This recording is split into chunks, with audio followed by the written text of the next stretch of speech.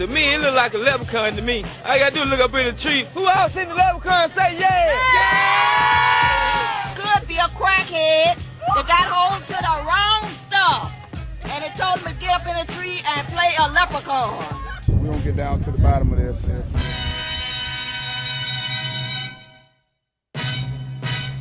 Greetings, Baco Tunes podcast listeners. It's your host, Mr. Matt Munoz, back with another special crossover edition of the Baco Tunes and Real Talk podcast. Now, if you've been following the Baco Tunes podcast these past few years, you may have noticed the occasional crossover shows featuring Real Talk regular and my Mento Brew bandmate, drummer Cesario Garasa, who also writes a bi-weekly entertainment column in the Bakersfield Californian. What you're about to hear is the full e-news segment from Real Talk, dated March 15th. It's St. Paddy's Day weekend, so expect a lot of bizarre geekdom about the Oscars, inappropriate cultural portrayals in films, the Leprechaun horror film series, local St. Paddy's Day events, and more. If you'd like to subscribe and follow the Real Talk podcast, go to the information box of this episode and click on the Real Talk name. It'll be hyperlinked and take you to the Real Talk page, and you can add the show to your weekly podcast playlist. And now, here's your Baco Tunes podcast, Real Talk podcast crossover clash of the week. Enjoy! Welcome back to Real Talk. It is time for E-News with Hey, Cesario. Oh, my gosh. Wow. Well. I'm sure everybody who's been following Real Talk and following the saga, the Oscar Showdown, 2024 Oscar Showdown is now complete. The Oscars were last Sunday, and there can only be one winner. Only one. Well, no, not really. We could have had a draw. Oh yeah, we were close. We were close. Yeah, and it was, and the final tally was 12 me, 11 you winners. Everything else we got wrong. Yeah, of the 23. But lots of guesses. Lots. Yeah, I think those guesses are the ones that put me over the top. Yeah, I think you know what happened because so everybody listening out there, what are these guys talking about? Well, last week, if you listened to the show as you should have, or if you listened to the Real Talk podcast, the last E-News, we did. Cesario and I went all in on. We printed out a Vanity Fair 2024 Oscar ballot. It has all 23 categories, and we picked each one. Boom, boom, boom, boom, boom. You should go back and listen to it. It's pretty funny because Cesario probably saw more of the films than I did. We are incredibly talented. I know. We picked our we did our picks and everything like that, and then we said we put a wager, and the wager was. Loser has to buy the other lunch, and the winner gets to, was it the winner? The winner gets lunch, and the loser gets to pick the place. No, is that what it was? No, it was the loser buys lunch, but then I also put in the caveat that the loser gets to pick the place. Yeah, okay. So that way so you get to pick the place that we get to go to, because the reason why I didn't want to leave it open to be like, a loser buys, going to Casey's Steakhouse. Yeah. What would be the worst place to go? The worst place? If I wanted to torture you, where could I torture you? I don't think you could think of it. I don't think there's such a place. A free lunch, or a paid for lunch, I should say. We're going to La Villa. Oh no, La Villa. We're going to 24th Street Cafe. Oh man, that's the one thing that we really have here in Bakersfield is you could say Wiener Schnitzel and it'd still be good. I mean, we have so many good restaurants over here. There's really more good than bad. Even though, but since Chili Dogs, Wiener Schnitzel is your favorite place, I won't take you there. But if you want to go there, that's fine too. I'll probably still go over there anyway. Yeah, it doesn't matter. We got to go somewhere special. Ago. Yeah. All right, so we did our 2024 Oscar ballot, and Cesario, he got 12 right, and I got 11 right. Yeah, so one off. Yeah. 12 out of 23, 11 out of 23. What did you think of the show?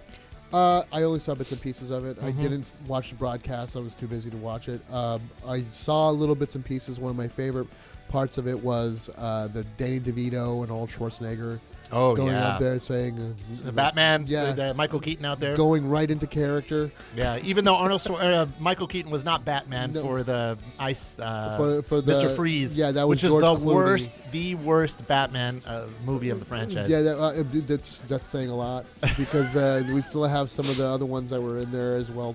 Actually. I liked the Val Kilmer one. The Val Kilmer one was fun, but we also have like the very first Batman one with Adam West.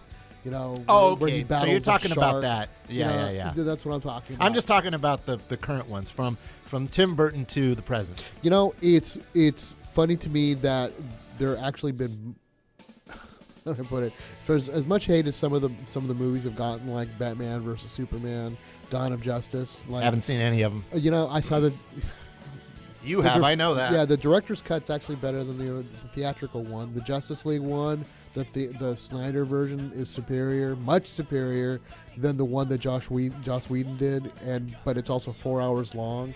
So it's there have been more good representations of Batman in the movies than there have been bad. Well, this is the thing.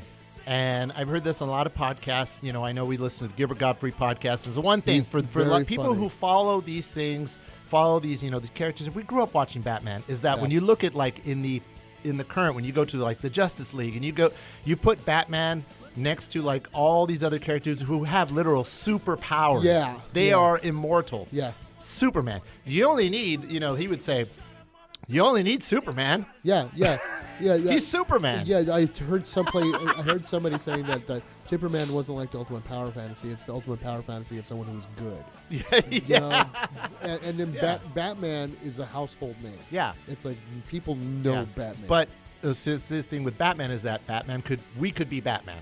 Oh, you know what I mean? If we were that smart to create these things that would shield us and be that smart, we don't have superpowers. We're human, but we are. Well, they even said it in one of the movies. It's one of the jokes that he said, where the Flash asks him, "So what's your superpower?" And Bruce Wayne goes, "I'm incredibly rich." Exactly. That's his superpower. He's fueled by vengeance and money. Yeah. That's why I think the Batman movies work great on their own, but when when you put them all together, like Justice League and all, like, I don't really think that. I like the Batman movies alone. Like, I love this last Batman movie. Right. I loved them all. Yeah. Except for the, I'll screw it. I even like the one with George Clooney, even though that was the weakest. That's the weakest one. Yeah. I would even say that it's like that one and the first one are just campy and charming. Just to go with the Val Kilmer, you got Kiss from a Rose by Seal, one of the best pop songs of all time, and one of the best concert experiences I've ever been to. Yeah. He literally was 5 feet away from us at the bowl. Yeah, no, not at the bowl. At the Greek. Oh, at the Greek. Yeah. Man, what a cool little place that is. That place is really neat. It is a really It's you can walk there. You can stay right there in Hollywood, and you could just walk. Yeah, they're so and the kind of like they have the I think there's an observatory and stuff right over the and just a beautiful place. Yeah, just really really great time. So anyway, back to this. Thanks for that. That was fun. Batman. Can't wait for the next Batman. I don't think they're going to make the next Batman film with who's the guy? It's going to be Edward Pattinson. Edward Pattinson. That's not going to come out until 2025. I don't think they're going to start working on it. The next one that's coming out is the Joker 2. That and with Lady Gaga as Harley Quinn, and that one looks promising. Oh yeah. Todd Phillips I think is behind it. So part of that, part of the newer franchise. Yeah. But the Batman kind of reboot with Pattinson. That next film is not going to come out until I think 2026. I mean, you got to get these guys while they're still young, man. You got to start working on it now. Not to mention that there's the Penguin, who was Colin Farrell in that movie. Well, he's got his own HBO show that's coming out this year as well too. So they're doing all these little smaller things, and like the thing about DC that's different from Marvel is that Marvel had to kind of farm out their characters to different studios. So like Sony bought Spider-Man and all that universe. That's why they're still trying to harvest what they can from their own gallery. So they basically sold Spider-Man back to Marvel so Marvel could use it, but they've got everything else. That's why they're putting out stuff like Madam Web and again Morbius. With, it's Morbin time. But Warner Brothers owns DC outright. So DC is owned by a movie studio, owned by a studio that also owns, movie studio. So they don't have to farm out their stuff. It's in-house, and the thing is, it's like Marvel was a bunch of comic book geeks being put in charge of making comic book movies. Avi Arad was the original producer who helped make like X-Men and Spider-Man and Blade and all those movies and brought up their prestige. But Marvel Studios, under Kevin Feige, was the one that brought out Iron Man and all the way up to the Avengers, up to what we know now. The DC movies don't have that guiding vision. So that's why all of them are kind of like hit or miss with a lot more misses. Yeah. Than there are. A lot of I know. misses. You know, there's a Wonder Woman. Yeah. The second Wonder Woman film, which I did not see because it was just so universally panned that I was just like, It's I bad. love that first movie so much. yeah, I was like, this is great. The first movie was on par with me with the first Superman. It Yeah. was such a great origin story. It was powerful. It was the ending with Ares, the final battle with Ares and the reveal and the whole thing is like, we saw that twist coming a mile away. But it was still a great movie. Yeah. You know, No Man's Land, the cross across No Man's Land is a great superhero moment. And the second one with Kristen Wiig, it was like the same Patty Jenkins, the director, and everybody else. They went into movie land, which was that they went into the territory that Joel Schumacher did with Batman and Robin. The same exact thing. They were thinking merchandising. They were thinking, how's this going to look like in a Taco Bell cup? They didn't think about the script. They didn't think about the character. They thought just by showing up that everybody's going to go, ooh, Wonder Woman. That just by so the itself. Congo of the DC universe. Yeah, exactly, exactly. No, same thing. You got Michael Crichton. You got all these different kind of like great characters, and boom, you still get Congo. Yeah. It's really lazy filmmaking, and so and I mean, you have Pablo Pascal in that movie. You know, in the way that it was written was just very bad. You know, and this is one of the things that I have to remind people is that there are bad comic books. As somebody who's read a lot of comic books, there are bad comic books. And even in good comics, there are bad issues. You know, there's just stuff that's just poorly written. People that don't know really how to write a character or exposition or how to do a story beat writing. It's basically, well, what are we going to do with this? Well, it's going to start here, it's going to go here, and it's going to end here. So we have to put our characters to go through these certain paces to get to these places. And even if it's completely unbelievable, we'll still have to do it. I think it's because like the original comic book writers, even when they got at their peak, you know, they came up during a different lifetime, you know, different era. A lot of these characters were born out of like, these were World War II babies. Yeah. That wrote, especially you know. the DC ones. Yeah, like, you know, Captain America, Red Skull, and all those characters. It's because they saw that as kids on the TV or in the news, and they grew up in that. And so, you know, they were just in their imagination only. Now with social networking, I think the new breed of writers, the young writers, it's going to be different, you know, and you're not saying that they should all be the same. They got to create their own voice, but you're going to, you know, like you and I, we grew up reading these kind of classic era comic books. Yeah, Generation X. When you read them now, it's just like, oh, you know, they don't bring that nostalgic feel, at least to me. Well, because you're dealing with decades and generations worth of nostalgia that we're going through. People that read comic books in the 80s are going to have a different nostalgia feel than people that read comic books in the 90s or whose ideal of peak comics is Spawn.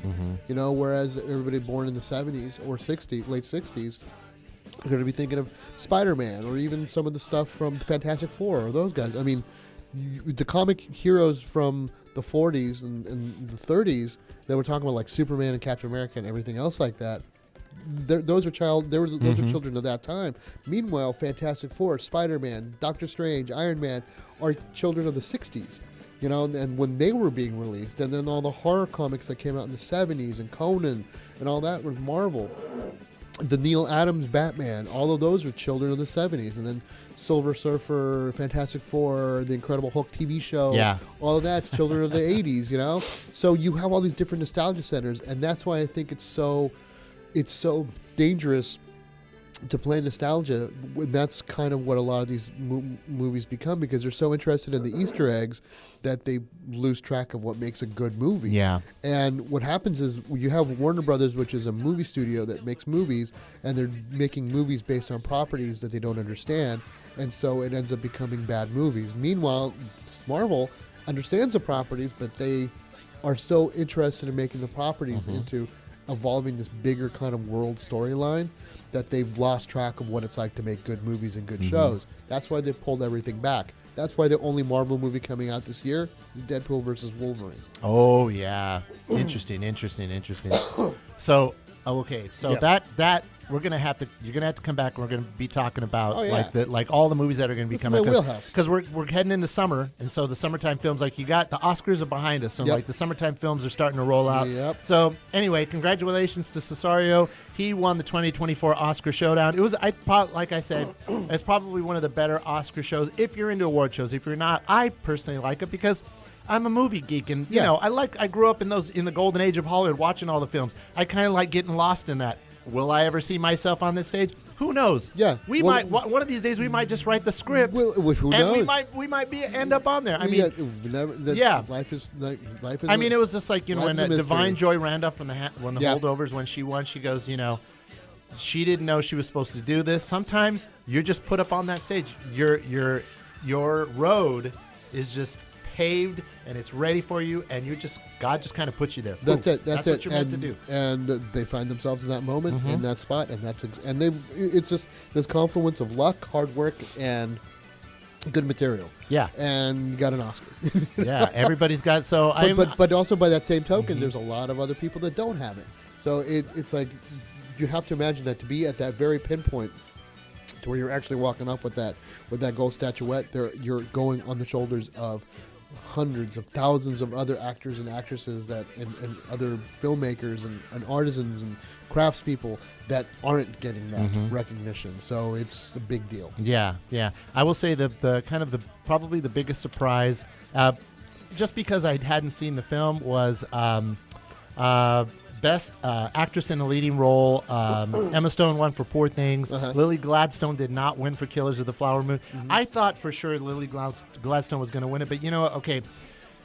Emma Stone, amazing actress. She's already shown us what she could do. And she's shown a lot of us everything else in Poor Things. Yeah, haven't seen the film yet. Yeah. You know, people who say they get it or they don't, I'll probably get it because we like movies and we kind of like getting lost in it and kind of see what the vision is and absorb what the director and the writers and everybody's trying to do. I mean, you got Mark Ruffalo, who my wife and I agree, he's just a great guy. Yeah. He's just a likable guy. Yeah, not in this movie. No? Not in this movie.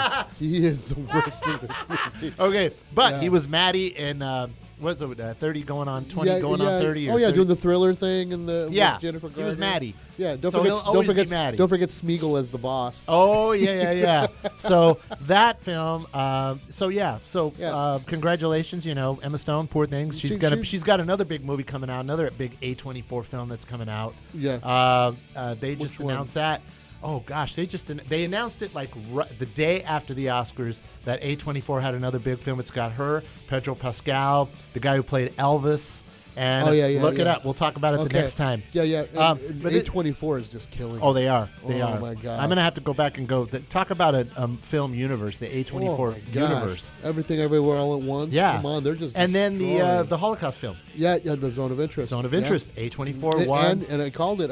Yeah. Won the Oscar for Best Sound. Best Sound. Yeah, it's actually gonna be. I saw that it's gonna be on Max on beginning of April the 4th or April the 6th. So you should go see that. Got to be reminded of these things, these painful times in history. Yeah, you can't. No. But the last thing I'll say about this before we move on, so Lily Gladstone. Yeah. Well, she already won by being nominated, being Yeah. on there, and then the Osage drummers, and when they performed the song on there, amazing. When will we ever see that happen again at the Oscars? Something of that magnitude? Who knows? The last time there was any sort of representation by Native American on at the Oscars of any significant, like, popular nature was when one accepted the Academy Award for Marlon Brando. For Hold Best on, Actor. stop. Yeah. She was not Native American. Oh, she was not. She was not. She was a Chicana from Arizona or something like that. Chicana, still Native American. Yeah. Still Native American. Okay. But she was not Native American as you would think. Like, she did not belong to a tribe. Littlefellow was her name. Yeah, and it's just the same thing with that other singer, the singer that came out. She was saying that she was Native American. She was a white girl who was raised by a Native American family, and they said, and we're like, you can kind of say, anyway, that's another story. Yep. So this is the official, This is like, it, actual real, Native American, not indigenous person. right. Not Native indigenous, American, Native Lily American. Gladstone. And I think, okay, here's my take on it. Had she won, it would be, I would say it might work against her. this is the way I say that, because she would be so identified with playing a Native American that she might only get Native American parts in the future. And so it'd be like, oh, she's the Native American actress and so anytime there's gonna be some role like that, they're just gonna typecast her as, we need the Indian lady, boom, boom, boom, and that's all that's gonna happen. If she gets, hopefully her career continues to flourish and she gets another role where she's just playing somebody, and she just happens to be Native American, just like if we were actors and Munoz, Garasa, okay. I wouldn't want them to look at our surnames and say, "Oh, we need a Hispanic because we need to keep it real." You know what I mean? But the thing is, though, that the way it's always been historically in Hollywood is like if you have darker skin, or if you're a person of color, you're kind of typecast not of just any kind of generic person of color. Yeah. Oh, we need somebody of Arabic origin. Just get that Munoz guy. He's kind of darker skinned. I would say if it's a period piece and they need to keep it real, okay. Yeah. But I would like, if she wins, if she gets nominated again for something else where she has the talent to do so, and hopefully she gets the right work, that it just beats, she's just Lily Gladstone. Right. You know what? Not Lily Gladstone, the Native American. Right. You know what I mean? Yeah, exactly. Well, she's going to be typecast by how good she is. Yeah, but I mean, it was still a great moment. Just to see her up there and everything like that. And Emma Stone, man, she has worked on this craft. We've seen her go from like cheesy films to this moment. Yeah, and she's been in some prestige movies. I mean, she did fantastic in La La Land, and I love that film. Yeah, me too. But again, she's just kind of like and I think one of the reasons why she won the Oscar is because she's such kind of like a sweetheart of a human being, and you look at her and she's got those big eyes and that goofy grin, and she's just really funny, and she's incredibly talented, very good actress. And then here she is in this movie playing this complete id of a character. I mean, it's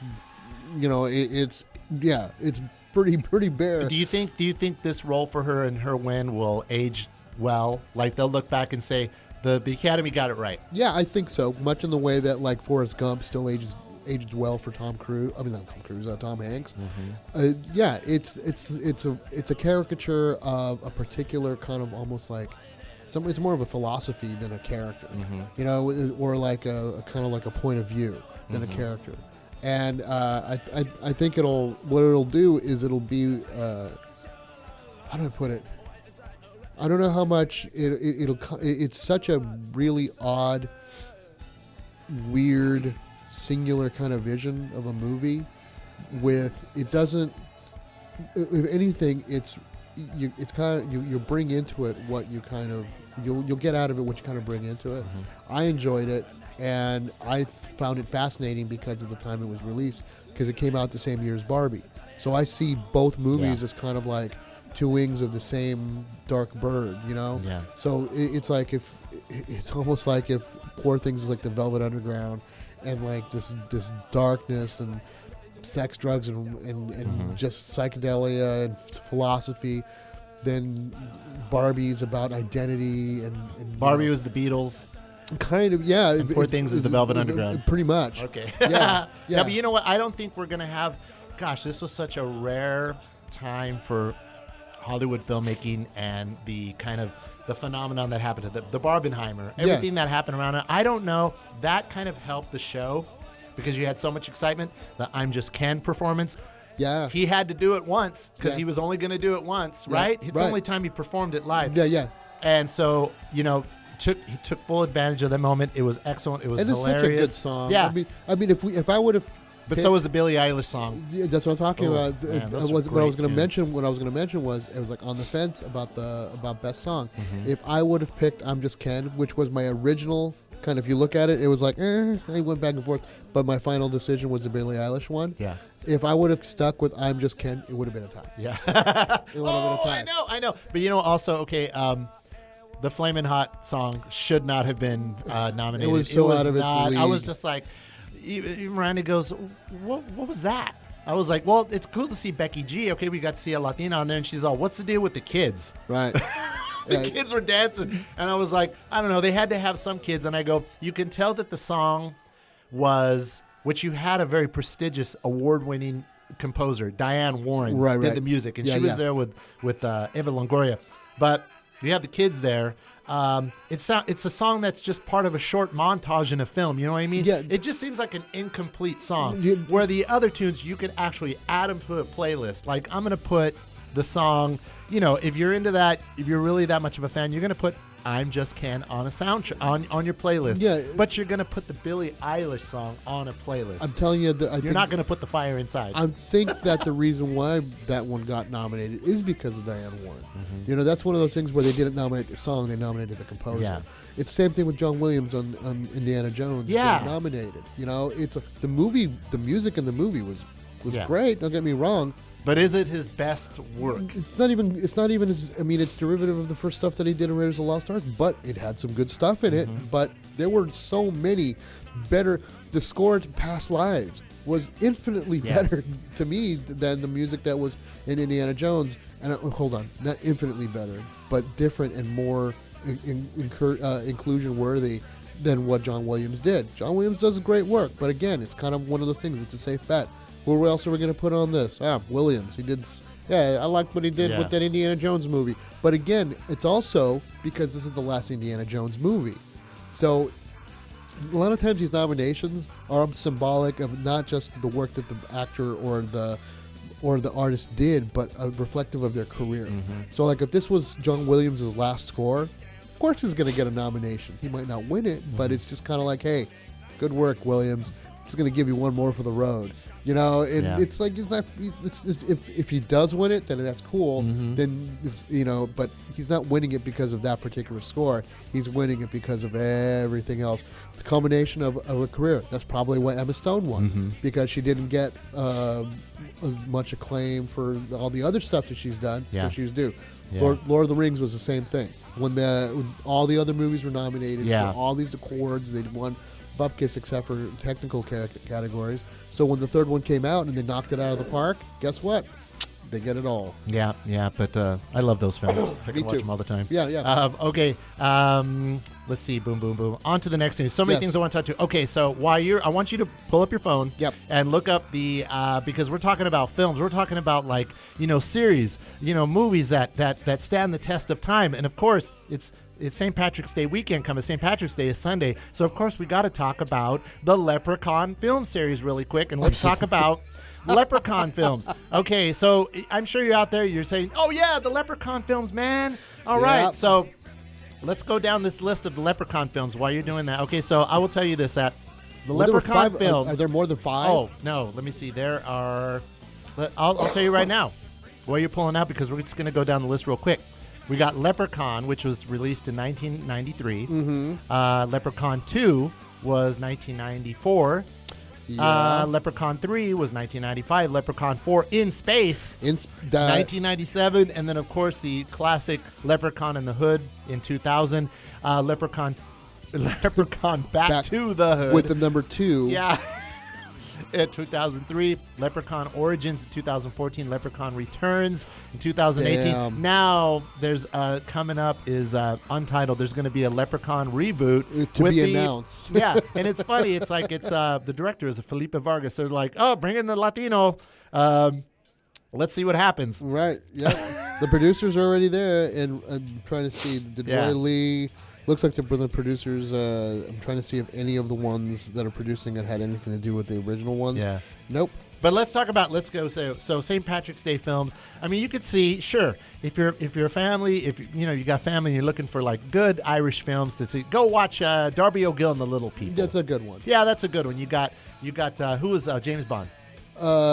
Pierce Brosnan. No, Sean Connery. Sean Connery. Oh, no. Darby Gill. Yeah. He's in that Sean movie. Connery, and he sings in the film. He looks Yeah. great. He's very handsome. He's peak Connery, man. Yeah, no, if you want to stick with Connery, go watch The Untouchables. Yeah. It's still his best movie. Oh yeah. If you want to get cheesy, you can watch him play a Spanish.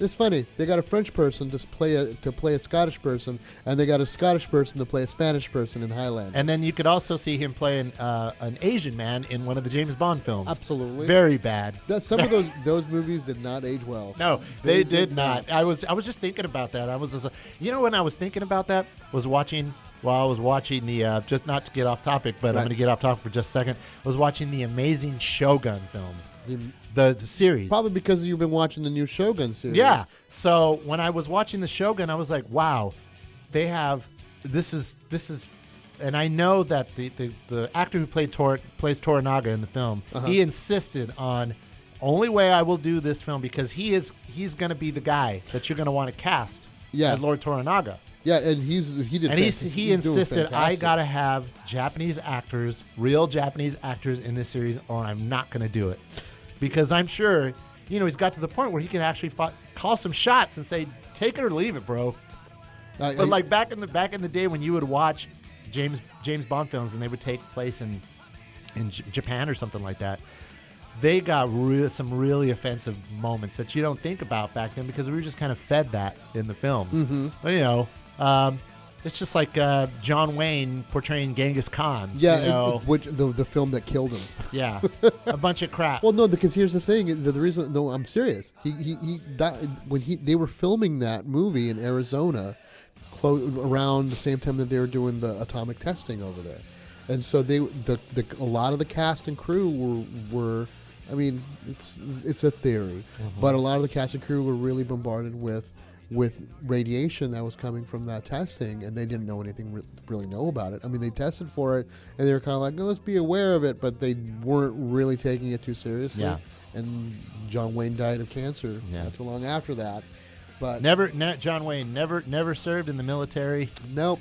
He wasn't a real cowboy. Really, Marion. Nothing wrong with that. But I'm sure it kind of made him mad because because it kind of went diametrically opposed to his manly man, kind of thing. And not a very nice guy. No, not a very nice guy. No. But weird. Married a Mexican. Yeah. Yeah. Enough of that. Yeah. Anyway, okay. So the Leprechaun films. Do you remember? I mean, how many of these Leprechaun films have you seen? Maybe 3. Yeah. I think I've seen pieces of In the Hood. Oh man, the first one with Ice-T is the best one. Lep in the Hood, Up to No Good. I'm gonna play a little bit of that. Yeah. I'm gonna play that song. Which one was the one that Jennifer? I think Jennifer Aniston was in the first. She was in the first one. Yeah, that's the one I remember saw. the tongue. Yeah. No, because this was around the same time. Let me see here. Let me see. The first one came out in '93. Yeah. This was around the same time as like Candyman came out a few years before that. That the Leprechaun film kind of kicked off all those series of movies from folk tales and stuff like that. Yeah. So you had Rumpelstiltskin. But we also have to remember this was after Troll. But this is also but like Troll came out. Troll was one of those. It was an movies. '80s film. Yeah, right? 85. And you had Dolls. So Gremlins. Gremlins was one of the first ones that come out, and that was in '85. And then, but then after that, there was a movie studio. Full Moon. Empire, produced by Charles Band, and he's the one that came out with Trolls and Dolls. And all the little creepo movies, and then Puppet Master came out after that. But we also have to remember that around that same time, Tales from the Crypt was brought back on HBO. Oh, so yeah. that brought back this kind of like middle minor horror resurgence of these little creepy little toy things. So the toy horror, and so you had the movies that came out, Critters, that came out. Critters, and then there was Ghoulies. And exactly, Ghoulies, Troll, and Dolls were all in Charles Band, and so all those little toy horror movies were and Critters was funny. Yeah, all those movies were actually pretty funny, but hilarious. But it led into the Puppet Master and all that other stuff. Yeah. So I mean, the horror movies in the '80s were wild, man. I know. Pumpkinhead with Stan Winston. Oh yeah, and. After that, that's when Leprechaun, starring Warwick Davis, who was also Willow. Yeah, he was still with us. He was also R2D2. No, that was somebody else. No, he was also one of the Ewoks. He was Wicket. He was Wicket. The Ewok. He was not in R2D2 at all. I think because you had to be a certain size. Oh no, he wasn't. The one who. The actor who was in R2D2 was also in Time Bandits. Yes, he was one of the of the gang. Yeah, little people. Kenny Baker. Yeah, Kenny Baker. That was his name. So Leprechaun, I can't remember the storyline, but I do know that that Warwick Davis, this is the way you could like get him to stay away from you. You had to take off your shoes and throw them at him because he was a shoe man by trade. Right. And he goes, I'm a shoe man by trade. Yes, and so if you threw your shoes at him over there, he had to run over there and shine them up. So you had to just keep throwing shoes over there, and then that would to make him run towards the shoe. Yeah. So then yeah. you'd make your escapes. Keep throwing shoes. Yeah. Oh my God, my shoes. Yep. My shoes. Because he had the big old buckle. Yeah.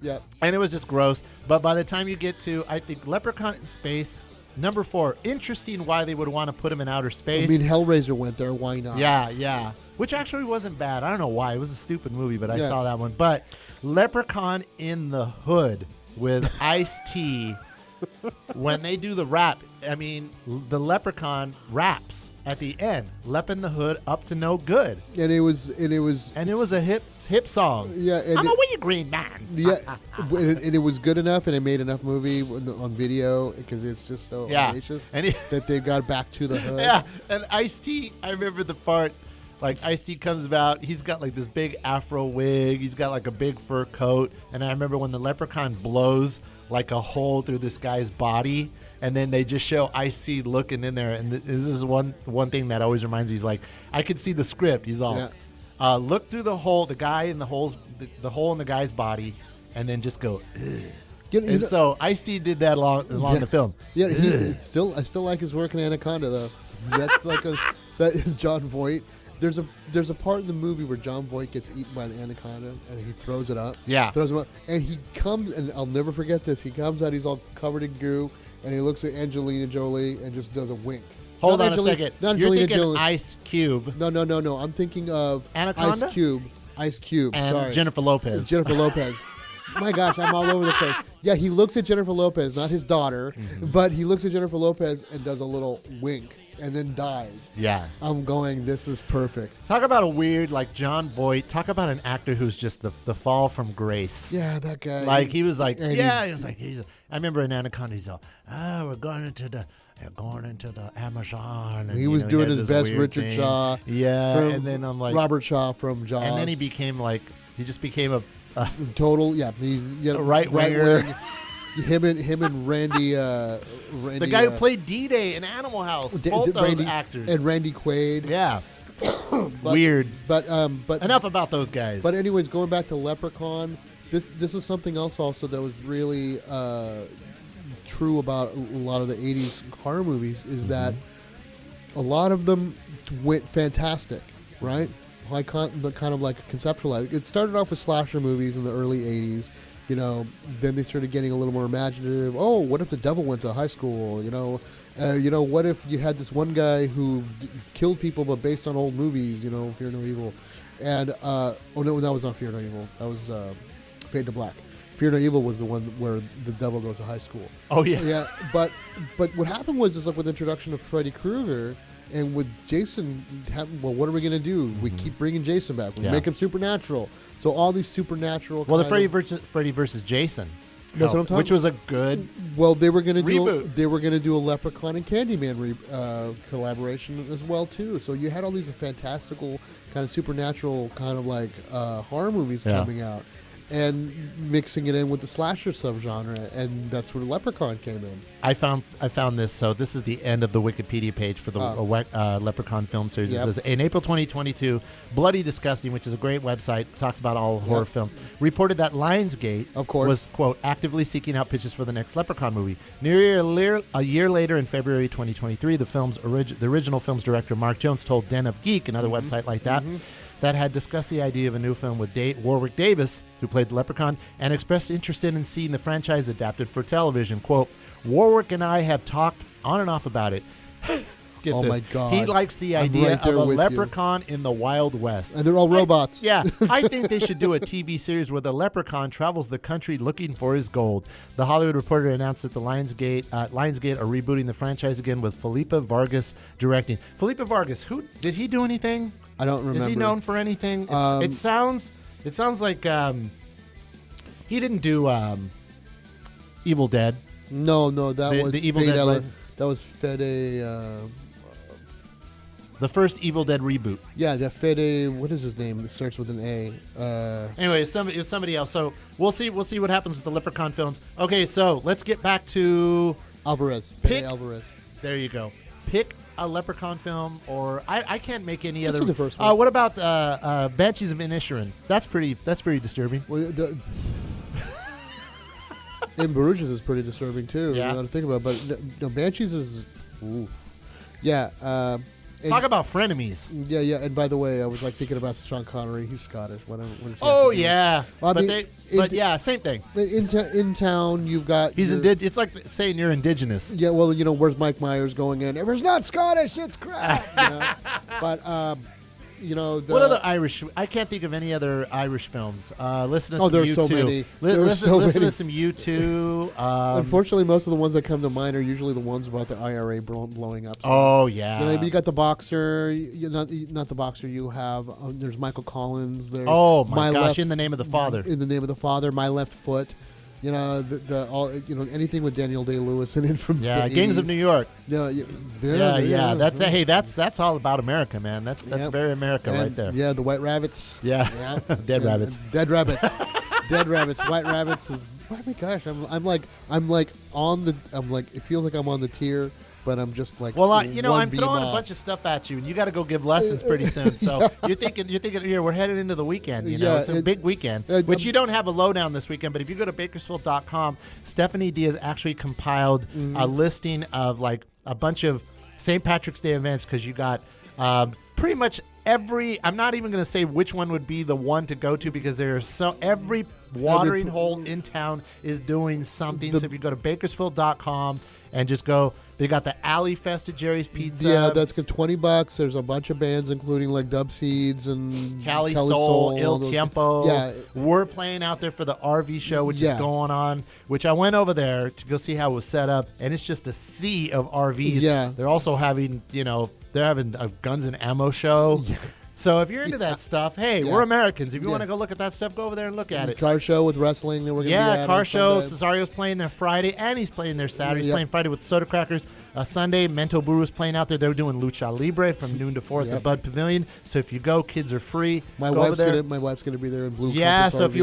you want to buy an RV, you go see Elisa. Lisa Garras at a Blue Compass RV. Yeah, ding ding ding. Yeah. So yeah, lots of stuff going on. Just be out there, be safe, have a designated driver. Yeah. Whether you're doing something on Saturday, because I know they're having a pub crawl downtown. They're also or you're doing having- something on I Sunday. mean, McGarry's over there in Roseville. yeah, having how many something all Irish? How many weekend. Irish places do we have now? We have Riley's, McGarry's, That's pretty much it. Killian's Red. Hennings. Oh yeah, you got McMurphy's. Yeah, McMurphy's. Yeah, I know DJ Nocturnal from here in town is doing his Sham Fest, which Yeah. I say that is kind of probably the worst name to do it because it sounds like you're going over there to be ripped It's off. a sham. It's a sham.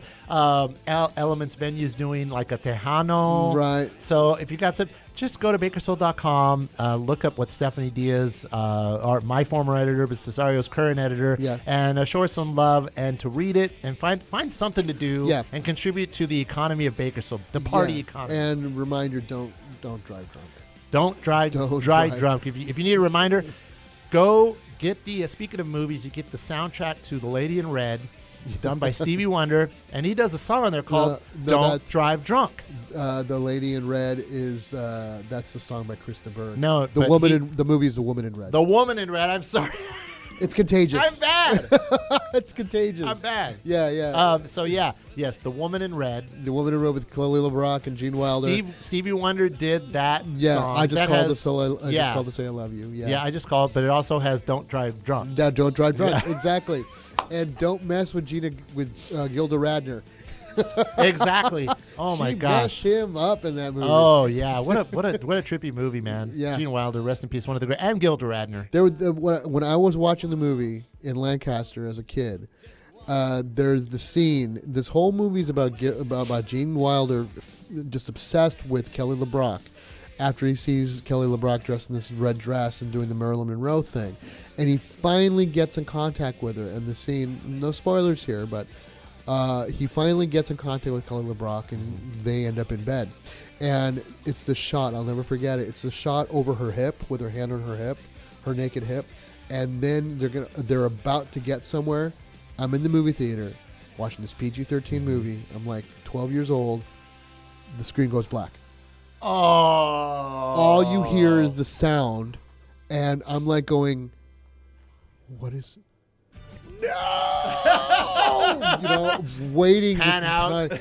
Well, then what ends up happening is her husband or her boyfriend comes to the house, and she's like, "You gotta get out of here!" So Gene Wilder ends up on the terrace. That's when the movie starts back up again. By that point, she's wearing a robe and the whole deal, and I'm like, is this how they did it? Is this how the movie's supposed to go? Oh man! Spoiler, there's a teenage with No, blue. Yeah. Just Blue to give you Compass five- RV. yeah. Blue Compass RV. Lisa Garassa. Yeah. All right. So Cesario. Yes. Next week you'll be Yes. back with a lowdown. Yep. You don't tell us what's going on because anything can change. But everybody, like I said, go out there, enjoy your St. Patrick's Day weekend. We'll talk about where I'm going to take you for lunch. Yep. And congratulations on winning the 2024 Oscar Whoop, whoop. thing. Any shout outs? Stephanie Diaz, my editor, my wife Elisa Garassa over at Blue Compass RV. Shout out to you for commanding the ship with Manso Buru, and also doing such a great job with this entire ship. Well, teamwork makes the dream work. As who said that? I don't know.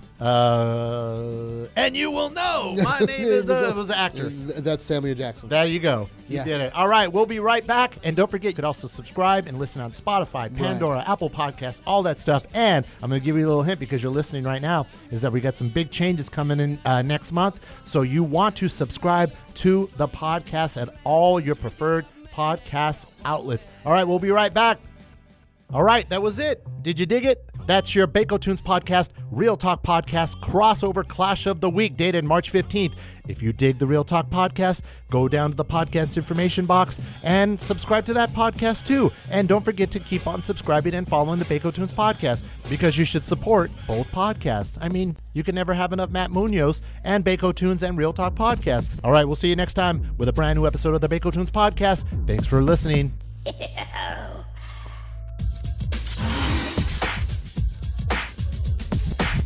From the land of the Irish Spring, Dublin's the place where I learned my thing. From the Emerald Isle to your place in the hood, I'm the man of green, come to do no good. Left in the hood, come to do no good. Left in the hood, come to do no good. Blunt is dope, this place is hype. There's a lassie, she's just my type. I hate your resort so soon to marry. Haven't been late in so long, it's tragedy. I'm so bad, I'm good. I'll show you what to do, so lend an ear. Don't worry, little lassie, you've got nothing to fear. Sit with the lad who's lean and green, and let me show you why I'm a love machine. Come to do no good. I'm a wee green guy who's new to town. Show me what you do when you get down. I'll go up, you go down. We'll cause a scene, you'll love the groove. Left in the hood, come to do no good. Left in the hood, when we're bad, we're good. From the cliffs of Moor to your front door, better turn up the lights and pray some more. We're gonna party through the night until the dawn. Then you and I are gonna get it on. Left in the hood, come to do no good. Left in the hood, come to do no good. The Baco Tunes Podcast with Matt Munoz. New episodes every week. And for the latest, be sure to follow us at Baco Tunes on Instagram. That's BAKOTUNES. And be sure to like us, rate us, comment at us, and don't forget to subscribe. We'll be back next time.